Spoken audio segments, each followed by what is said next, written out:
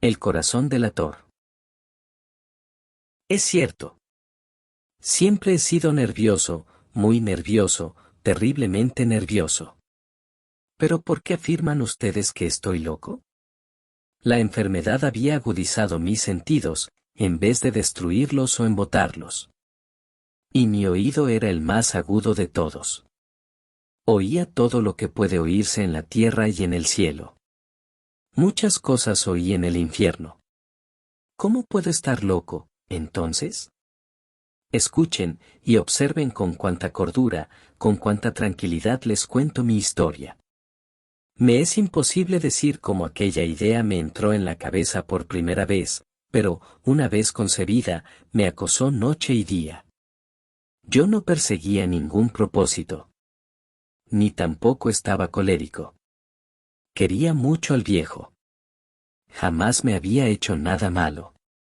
Jamás me insultó. Su dinero no me interesaba. Me parece que fue su ojo. Sí, eso fue.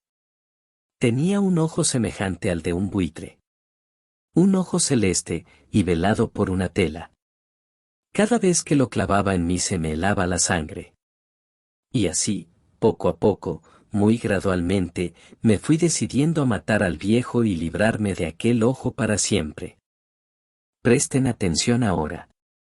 Ustedes me toman por loco.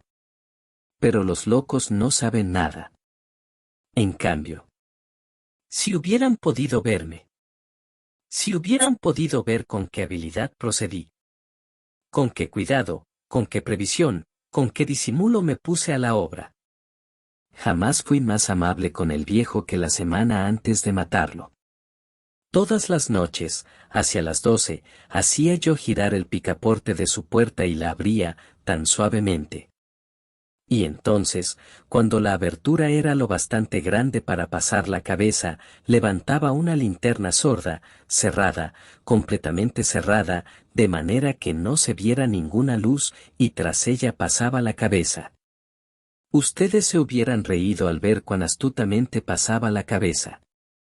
La movía lentamente, muy, muy lentamente, a fin de no perturbar el sueño del viejo. Me llevaba una hora entera introducir completamente la cabeza por la abertura de la puerta, hasta verlo tendido en su cama. ¿Es que un loco hubiera sido tan prudente como yo? Y entonces, cuando tenía la cabeza completamente dentro del cuarto, abría la linterna cautelosamente, tan cautelosamente.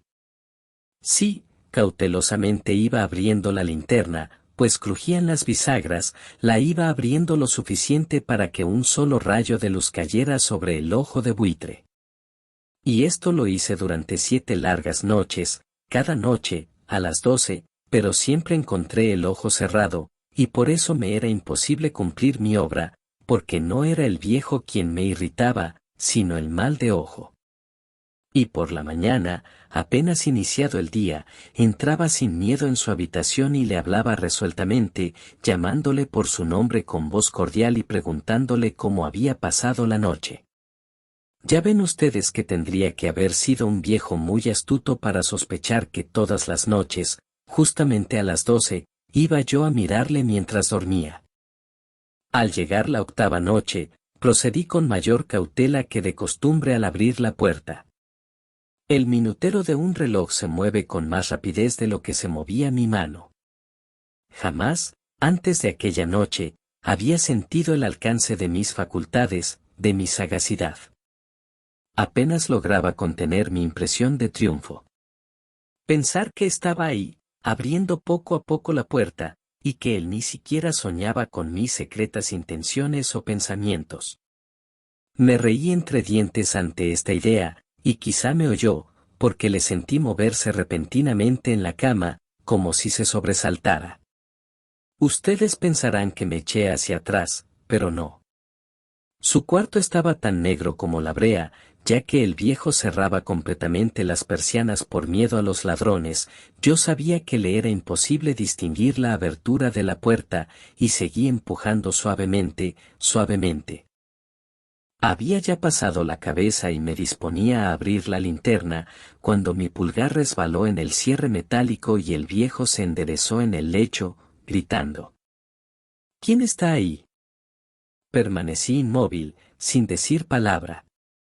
Durante una hora entera no moví un solo músculo, y en todo ese tiempo no oí que volviera a tenderse en la cama. Seguía sentado, escuchando, tal como yo lo había hecho, noche tras noche, mientras escuchaba en la pared los taladros cuyo sonido anuncia la muerte. Oí de pronto un leve quejido, y supe que era el quejido que nace del terror. No expresaba dolor o pena. Era el ahogado sonido que brota del fondo del alma cuando el espanto la sobrecoge. Bien conocía yo ese sonido. Muchas noches, justamente a las 12, cuando el mundo entero dormía, surgió de mi pecho, ahondando con su espantoso eco los terrores que me enloquecían. Repito que lo conocía bien. Comprendí lo que estaba sintiendo el viejo y le tuve lástima, aunque me reía en el fondo de mi corazón. Comprendí que había estado despierto desde el primer leve ruido, cuando se movió en la cama. Había tratado de decirse que aquel ruido no era nada, pero sin conseguirlo. Pensaba, no es más que el viento en la chimenea, o un grillo que chirrió una sola vez. Sí, había tratado de darse ánimo con esas suposiciones, pero todo era en vano. Todo era en vano, porque la muerte se había aproximado a él, deslizándose furtiva, y envolvía a su víctima. Y la fúnebre influencia de aquella sombra imperceptible era la que le movía a sentir, aunque no podía verla ni oírla, a sentir la presencia de mi cabeza dentro de la habitación. Después de haber esperado largo tiempo, con toda paciencia, sin oír que volviera a acostarse, resolví abrir una pequeñísima ranura en la linterna. Así lo hice. No pueden imaginarse ustedes con qué cuidado, con qué inmenso cuidado, hasta que un fino rayo de luz, semejante al hilo de la araña, brotó de la ranura y cayó de lleno sobre el ojo de buitre. Estaba abierto de par en par. Y yo empecé a enfurecerme mientras le miraba. Le vi con toda claridad, de un azul apagado y con aquella horrible tela que me helaba hasta el tuétano. Pero no podía ver nada de la cara o del cuerpo del viejo, pues, como movido por un instinto, había orientado el haz de luz exactamente hacia el punto maldito. ¿No les he dicho ya que lo que toman erradamente por locura es sólo una excesiva agudeza de los sentidos? En aquel momento llegó a mis oídos un resonar apagado y presuroso, como el que podría hacer un reloj envuelto en algodón. Aquel sonido también me era familiar. Era el latir del corazón del viejo. Aumentó aún más mi furia, tal como el redoblar de un tambor estimula el coraje de un soldado. Pero, incluso entonces, me contuve y seguí callado. Apenas si respiraba. Sostenía la linterna de modo que no se moviera, tratando de mantener con toda la firmeza posible el haz de luz sobre el ojo. Entretanto, el infernal latir del corazón iba en aumento. Se hacía cada vez más rápido, cada vez más fuerte, momento a momento. El espanto del viejo tenía que ser terrible. Cada vez más fuerte, más fuerte. ¿Me siguen ustedes con atención? Les he dicho que soy nervioso. Sí, lo soy. Y ahora, a medianoche, en el terrible silencio de aquella antigua casa, un resonar tan extraño como aquel me llenó de un horror incontrolable. Sin embargo, me contuve todavía algunos minutos y permanecí inmóvil. Pero el latido crecía cada vez más fuerte, más fuerte. Me pareció que aquel corazón iba a estallar. Y una nueva ansiedad se apoderó de mí. Algún vecino podía escuchar aquel sonido. La hora del viejo había sonado. Lanzando un alarido, abrí del todo la linterna y me precipité en la habitación. El viejo clamó una vez, nada más que una vez. Me bastó un segundo para arrojarle al suelo y echarle encima el pesado colchón. Sonreí alegremente al ver lo fácil que me había resultado todo. Pero, durante varios minutos, el corazón siguió latiendo con un sonido ahogado. Claro que no me preocupaba, pues nadie podría escucharlo a través de las paredes. Cesó, por fin, de latir. El viejo había muerto. Levanté el colchón y examiné el cadáver. Sí, estaba muerto, completamente muerto. Apoyé la mano sobre el corazón y la mantuve así largo tiempo. No se sentía el menor latido. El viejo estaba bien muerto. Su ojo no volvería a molestarme. Si ustedes continúan tomándome por loco, dejarán de hacerlo cuando les describa las astutas precauciones que adopté para esconder el cadáver. La noche avanzaba, mientras yo cumplía mi trabajo con rapidez, pero en silencio. Ante todo descuarticé el cadáver. Le corté la cabeza, brazos y piernas. Levanté luego 3 planchas del piso de la habitación y escondí los restos en el hueco. Volví a colocar los tablones con tanta habilidad que ningún ojo humano, ni siquiera el suyo, hubiera podido advertir la menor diferencia.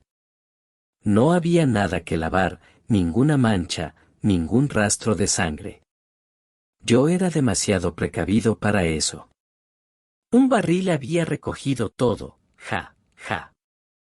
Cuando hube terminado mi tarea eran las 4 de la madrugada, pero seguía tan oscuro como a medianoche. En momentos en que se oían las campanadas de la hora, golpearon a la puerta de la calle. Acudí a abrir con toda tranquilidad, pues ¿qué podía temer ahora? Hallé a 3 caballeros, que se presentaron muy civilmente como oficiales de policía. Durante la noche, un vecino había escuchado un alarido, por lo cual se sospechaba la posibilidad de algún atentado. Al recibir este informe en el puesto de policía, habían comisionado a los 3 agentes para que registraran el lugar. Sonreí, pues, ¿qué tenía que temer? Di la bienvenida a los oficiales y les expliqué que yo había lanzado aquel grito durante una pesadilla. Les hice saber que el viejo se había ausentado a la campaña. Llevé a los visitantes a recorrer la casa y los invité a que revisaran bien. Finalmente, acabé conduciéndolos a la habitación del muerto. Les mostré sus caudales intactos y cómo cada cosa se hallaba en su lugar. En el entusiasmo de mis confidencias traje sillas a la habitación y pedí a los 3 caballeros que descansaran allí de su fatiga, mientras yo mismo, con la audacia de mi perfecto triunfo, colocaba mi silla en el exacto punto bajo el cual reposaba el cadáver de mi víctima. Los oficiales se sentían satisfechos. Mis modales los habían convencido. Por mi parte, me hallaba perfectamente cómodo. Sentáronse y hablaron de cosas comunes, mientras yo les contestaba con animación. Mas, al cabo de un rato, empecé a notar que me ponía pálido y deseé que se marcharan. Me dolía la cabeza y creía percibir un zumbido en los oídos, pero los policías continuaban sentados y charlando. El zumbido se hizo más intenso, seguía resonando y era cada vez más intenso.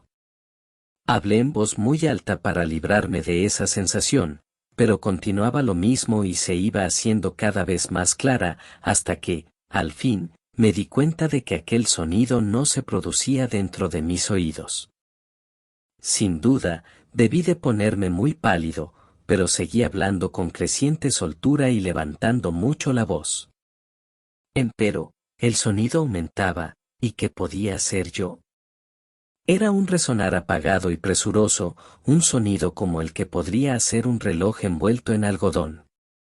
Yo jadeaba, tratando de recobrar el aliento, y, sin embargo, los policías no habían oído nada. Hablé con mayor rapidez, con vehemencia, pero el sonido crecía continuamente. Me puse en pie y discutí sobre insignificancias en voz muy alta y con violentas gesticulaciones, pero el sonido crecía continuamente. ¿Por qué no se iban? Anduve de un lado a otro, a grandes pasos, como si las observaciones de aquellos hombres me enfurecieran, pero el sonido crecía continuamente. ¡Oh, Dios! ¿Qué podía hacer yo? Lancé espumarajos de rabia, maldije, juré. Balanceando la silla sobre la cual me había sentado, raspé con ella las tablas del piso, pero el sonido sobrepujaba todos los otros y crecía sin cesar. Más alto, más alto, más alto. Y entre tanto los hombres seguían charlando plácidamente y sonriendo. ¿Era posible que no oyeran? ¡Santo Dios! No, no. Claro que oían y que sospechaban. Sabían, y se estaban burlando de mi horror. Sí, así lo pensé y así lo pienso hoy. Pero cualquier cosa era preferible a aquella agonía. Cualquier cosa sería más tolerable que aquel escarnio. No podía soportar más tiempo sus sonrisas hipócritas. Sentí que tenía que gritar o morir, y entonces, otra vez, escuchen, más fuerte, más fuerte, más fuerte, más fuerte. Basta ya de fingir, malvados. Aullé. Confieso que lo maté. Levanten esos tablones. Ahí, donde está latiendo su horrible corazón.